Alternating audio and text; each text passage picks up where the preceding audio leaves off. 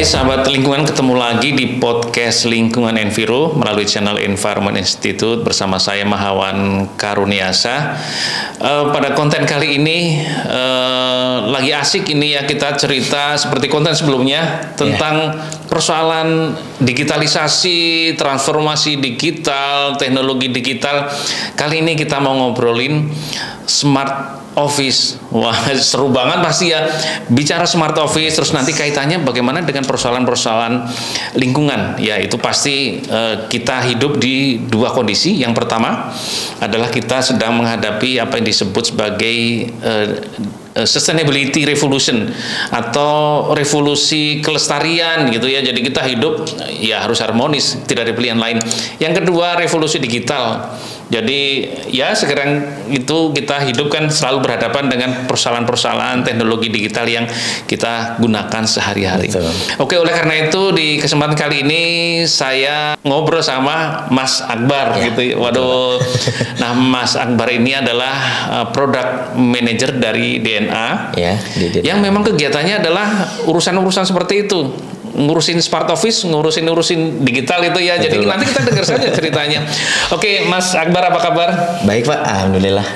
Oke, senang banget nih bisa hadir ya di podcast Lingkungan Enviro. Terus nanti berbagi dengan sahabat lingkungan, teman-teman, bagaimana sih perkembangan ya yang konkret kan ya tentang smart office gitu ya. Oke, Mas Akbar, apa sih sebenarnya smart office itu? Bagaimana sih itu wujudnya sehingga ini netizen jadi tahu nih, oh itu smart office gitu. Siap. Oke. Pak, sebenarnya saya justru senang banget di sini karena bisa diundang di studio yang bisa dibilang cukup nyaman, kemudian bisa berbicara langsung sama Pak Mahawan. Oke, asik banget dia ngobrol-ngobrol. Iya. Oke, kita mulai. Jadi kalau untuk digital office sendiri itu sebenarnya ada dua terms ya. Jadi yang pertama itu ada hybrid digital office, yang mana sebenarnya kalau kita udah ketahui hybrid itu bisa dibilang hampir sebagian dari kegiatannya itu dilakukan menggunakan teknologi. Gitu ya, untuk hybrid. Kemudian yang kedua ini adalah full digital office. Ya, artinya semua kegiatan itu sudah dilakukan secara online, secara daring ya. Jadi tidak ada interaksi secara langsung. Betul. Begitu. Jadi mungkin untuk fokusnya di bahasan kali ini kita lebih ke membahas mengenai hybrid digital office kali Pak ya. Hybrid ya. Jadi ada dua, hybrid sama full gitu ya. Tetapi yang sekarang kita ngobrol yang hybrid gitu ya. Oke. Karena smart office ini memang lebih banyak digunakan untuk kantor yang sifatnya hybrid digital office. Oke, gitu ya. Jadi yang smart office ini banyak diterapkan yang hybrid digital office gitu ya. Tapi sebelum itu apa sih bedanya sebutan hybrid digital office dan smart itu apa? Tambahan kata smart itu apa bedanya dengan yang hybrid digital biasa gitu ya? Kalau smart ini sebenarnya kalau kita ketahui ya, smart itu kan artinya pintar. Pintar, betul. Jadi jika dihubungkan dengan smart office, itu artinya kantor ini sudah bisa dikatakan ada beberapa kegiatan yang sudah dilakukan secara otomasi ya, artinya otomatis itu tidak menggunakan tenaga manusia lagi. Tapi karena bentuknya hybrid, artinya masih ada sebagian aktivitas atau kegiatan yang itu masih membutuhkan bantuan dari tenaga manusia, seperti itu Pak. Jadi ya pokoknya ada tambahan teknologi-teknologi yang sifatnya sudah masuk dalam kategori itu adalah smart ya. Seperti sekarang ada sebutan itu HP, ada yang smartphone gitu smartphone. Oh, berarti ya itu beda dengan yang HP yang dulu yang belum smartphone itu ya. Sebelumnya kan cuma phone aja tuh. Bisa untuk telepon, kemudian mengirim pesan SMS gitu ya. Kalau sekarang kan sudah bisa untuk mengirim WA, bisa bikin aplikasi atau bahkan kegiatan-kegiatan lainnya seperti handphone, smartphone yang sudah terhubung dengan di rumah ya, misalnya dengan device IoT, artinya bisa mengontrol lampu, kemudian mengontrol pintu bahkan gitu ya. Itu kira-kira bedanya dari smart gitu ya Pak. Itu kalau di Indonesia apakah memang betul ya kita lebih cocok ke yang hybrid digital office dulu baru ke yang full digital, atau sebenarnya di Indonesia ya bisa dua-duanya gitu? Sebenarnya kalau menurut dari pandangan saya Pak ya, itu keduanya itu cocok sih Pak di Indonesia. Dua-duanya bisa ya, sudah bisa diterapkan. Betul. Karena masih sudah mulai banyak industri yang bergerak di bidang teknologi. Kemudian juga sebenarnya masih banyak juga perusahaan-perusahaan yang mungkin berjalan secara konvensional itu juga tetap membutuhkan bantuan dari teknologi. Betul. Misalnya kalau kita coba lihat realnya seperti perusahaan-perusahaan e-commerce, kemudian perusahaan-perusahaan teknologi sosial media itu kan memang mereka lebih cocok untuk berjalan secara digital, secara virtual gitu ya. Betul. Itu artinya mereka cocok untuk dilakukan secara full. Kemudian untuk kantor-kantor seperti mungkin untuk melakukan pengurusan administrasi, kemudian untuk banking gitu. Banking itu menurut saya masih membutuhkan interaksi langsung ya. Langsung. Ya, betul, jadi memang ada penerapannya secara digital atau mungkin di dalam internal kantornya juga membutuhkan teknologi-teknologi yang dapat memperlancar aktivitas dan kegiatannya pada saat bekerja gitu. Oke, asik banget. Jadi dua-duanya sebenarnya bisa tergantung karakteristik pekerjaan itu ya. Betul, ada yang bisa full, ada yang harus hybrid. Jadi menyesuaikan kebutuhan aja untuk teknologi ini sebenarnya. Oh betul, jadi menyesuaikan gitu ya. Oke, nah kalau smart yang hybrid digital office itu kira-kira yang di Indonesia sudah cukup banyak, itu smartnya nambahnya di mana itu yang sekarang sudah diketahui Mas Akbar tuh? Kalau smart itu mungkin bisa diambil study case ya Pak ya. Jadi smart itu bisa dimulai mungkin dari pada saat melakukan penerimaan tamu, kemudian untuk melakukan pengontrolan area gedung perkantoran, kemudian untuk melakukan monitoring gitu itu bisa dimulai dari situ dan itu sudah cukup banyak beberapa contohnya itu pada saat melakukan penerimaan tamu itu tidak lagi menggunakan buku tamu tetapi sudah menggunakan secara digital. Artinya tamu nantinya bisa cukup menerima invitasi yang akan dikirimkan melalui email. Kemudian pada saat tamu datang itu cukup ditunjukkan, kemudian email tersebut akan berisi QR code. Yang mana QR code ini akan digunakan untuk mengakses pada kantor tersebut. Gitu ya. Jadi udah nggak tanya KTP macam-macam, nggak perlu ya. Pokoknya terima email, dapat kode langsung. Jadi dia dapat akses untuk masuk gitu ya. Jadi untuk masuk tuh udah seamless dan nggak perlu lagi ada interaksi, misalnya melakukan penukaran kartu akses gitu ya. Itu kan ada tangan. Nanti KTP lupa ya. Betul, KTP lupa ketinggalan itu kan bisa jadi masalah gitu ya. Baru Nah, ini kan sekarang juga banyak sedang berkembang green building gitu ya. Building.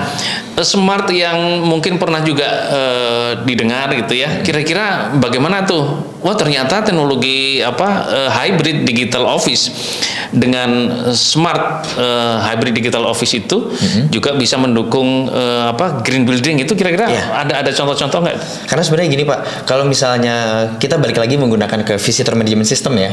Visitor management system itu yang pertama kita bisa mengirit penggunaan kertas. Yang tadi sebelumnya, nomor satu itu benar.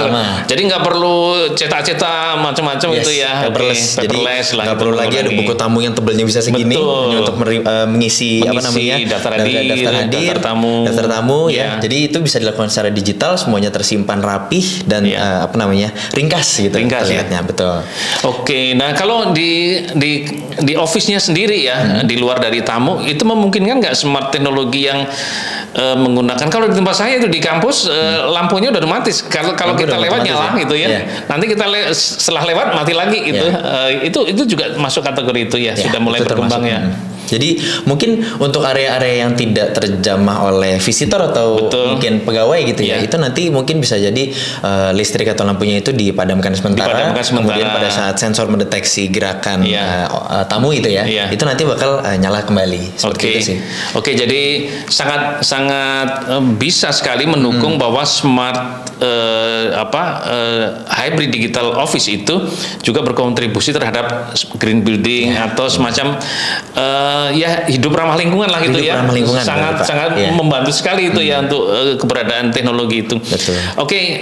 Mas Akbar, nah ini kira-kira apa sih tantangannya ya selama ini untuk bisa menerapkan satu office yang tadinya katakanlah belum digital, terus ya sudah melangkah ke hybrid digital office dulu gitu. Kira-kira selama ini pernah diketahui apa tuh tantangannya itu untuk menuju ke sana? Ya, kalau tantangan sendiri mungkin aku bisa ambil dari study case ya Pak ya, karena kebetulan saya juga menyediakan platform untuk pengelolaan kantor green building tersebut, itu menggunakan Kaliana. Gitu. Jadi itu penyediaan dalam konteks sebagai konsultannya atau sebagai juga mengelola semuanya sistem itu atau gimana tuh? Kita sebagai penyedia sistem Pak. Penyedia jadi nanti sistem ini bisa digunakan di gedung-gedung. Itu jadi nanti bisa dimanfaatkan oleh pemilik gedung maupun kantor.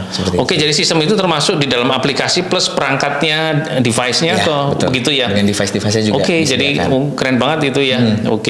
Nah, kira-kira ini Mas Akbar, untuk urusan itu, itu yang terlibat lebih banyak anak-anak muda atau ya generasi apa ya tua gitu ya? Apa memang sudah anak-anak muda sudah minatnya banyak di sana atau bagaimana ini perkembangan sebenarnya isu itu? Untuk minat teknologi tentu kita ketahui anak muda justru lebih banyak, Pak. Anak muda berada di depan gitu ya, untuk itu karena ya. Mereka mungkin sudah lebih terpapar oleh dunia luar, kemudian dengan mudahnya sosial media interaksi itu jadi jauh lebih mudah, lebih cepat gitu ya. Itu artinya itu yang membuat unggulnya anak muda dalam menerima informasi, kemudian mereka untuk dapat mengimplementasikan teknologi secara masif gitu. Nah, anak-anak muda dalam penguasaan itu sebenarnya saya itu minat banget tuh makin lama karena kan memang namanya revolusi digital ya. Kita dihadapkan dengan apa? Kita beli laptop pun pasti terupdate operating sistemnya. Kita beli HP pun pasti juga HP dengan sistem yang terbaru gitu ya. Jadi mau tidak mau kan harus belajar. Nah, ini anak-anak muda itu belajar sendiri atau sebenarnya cenderung mereka dari kampus sudah cukup itu setelah bekerja langsung dia mengimplementasikan, atau sebenarnya terbalik, anak-anak muda itu bisa melakukan itu karena dia belajar sendiri autodidak dengan tadi yang disampaikan banyak informasi, banyak tempat belajar gitu. Itu gimana tuh dari pengalaman dengan interaksi anak-anak muda? Ya, kalau pengalaman dari interaksi dengan anak muda ya, kebetulan juga saya masih muda gitu ya. Itu banyak dari teman-teman saya memang kalau untuk dari kampus ya, dari kampus itu memang lebih diarahkan untuk ini loh teknologi yang sekarang lagi berjalan tuh ini, kemudian teknologi yang masa lalunya itu seperti ini. Nah, kemudian untuk masalah minat lanjutnya itu biasanya yang mahasiswanya sendiri yang memutuskan. Jadi apakah saya lebih minat ke teknologi AI atau mungkin saya lebih minat ke teknologi lainnya, itu nanti mahasiswanya yang memutuskan. Kemudian dari situlah mahasiswa mengeksplor bidang teknologi tersebut secara sendiri. Jadi mengeksplor sendiri itu ya. Biasanya belajar dari mana itu? Dari YouTube atau dari konten-konten itu ya gitu ya. Atau mungkin ada komunitasnya, Pak, biasanya. Jadi sama-sama bisa ada komunitas eksplorasi gitu ya. Jadi semacam kolaborasi learning itu ya. Betul. Belajar bersama itu ada ininya komunitasnya gitu ya. Keren banget. Nah, tapi kandungan lokal ya dalam tanda petik urusan itu bagaimana nih? Anak-anak muda itu mengaksesnya, wah berarti ini masih teknologi-teknologi asing atau sudah mulai banyak yang dibikin oleh anak-anak muda Indonesia? Ya, mungkin kalau lihat di kondisi yang sekarang ya, Pak ya. Anak muda itu lebih banyak memang mengakses menggunakan teknologi luar. Dari luar ya. Teknologi luar, tetapi kemudian dari teknologi luar yang diakses tersebut itu menjadi inspirasi kira-kira negara kita Indonesia itu ternyata bisa juga untuk membuat teknologi yang serupa atau bahkan lebih baik. Keren banget. Jadi pertamanya belajar ya namanya pasti kita belum ada, di luar sudah ada, apalagi mengaksesnya kan mudah. Tinggal dari rumah buka laptop, bisa akses semuanya. Habis itu punya gagasan menciptakan diri itu ya. Keren banget. Nah, Mas Akbar, kira-kira ini apa nih ya mungkin sharing kepada anak muda sama masyarakat agar ya bisa turut berkontribusi mempercepat proses bagaimana Indonesia menjadi dengan kehidupan yang smart office itu tadi itu. Kira-kira bagaimana tuh agar ya kita dengar ada Cina, Amerika, apalagi Uni Eropa, apalagi negara-negara cepat sekali proses teknologi itu. Bagaimana mempercepat Indonesia untuk menuju ke smart office atau smart Indonesia lah gitu ya. Kira-kira apa itu mungkin poin-poin yang bisa dibagikan tuh? Jadi kalau menurut tadi pandangan saya, Pak ya, anak muda itu tentu sudah pasti harus melakukan inovasi. Gitu sih, Pak. Keren banget Mas Akbar. Jadi kata kunci tuh inovatif anak-anak muda. Betul. Tapi inovatif juga bisa dua ya, melanjutkan apa yang sudah bergulir. Nomor satu tuh berkembang karena inovasi. Yang kedua adalah tidak harus karena butuh ini itu, harus cara pandangnya harus jauh tuh. Belum dibutuhkan udah bikin, baru nanti mengedukasi ini dibutuhkan loh gitu ya. Jadi itu ya. Jadi mungkin kalau untuk teknologi baru itu tantangannya adalah bagaimana sih caranya kita mengemas supaya teknologi ini mudah diterima. Betul sekali. Tapi kalau untuk teknologi yang mungkin sudah ada itu bagaimana bagaimana caranya kita mengemas supaya teknologi ini lebih unggul dari teknologi yang sudah ada. Namanya mengembangkan berarti harus meyakinkan lebih hebat dibanding yang sebelumnya gitu ya. Betul begitu Pak. Yang belum diciptakan harus bisa meyakinkan ini penting loh untuk digunakan itu ya. Dan ternyata juga smart office itu nyambung banget dengan upaya kehidupan kita yang ramah lingkungan. Bisa menghemat energi, menghemat kertas dan macam-macam gitu ya. Betul. Keren banget. Demikian ya kita ngobrol mengenai smart office yang tentu saja relevan dengan upaya kita untuk membangun kehidupan yang ramah lingkungan. Oke, terima kasih, sampai ketemu lagi di konten lainnya dari podcast lingkungan melalui channel Environment Institute. Terima kasih, sampai ketemu lagi.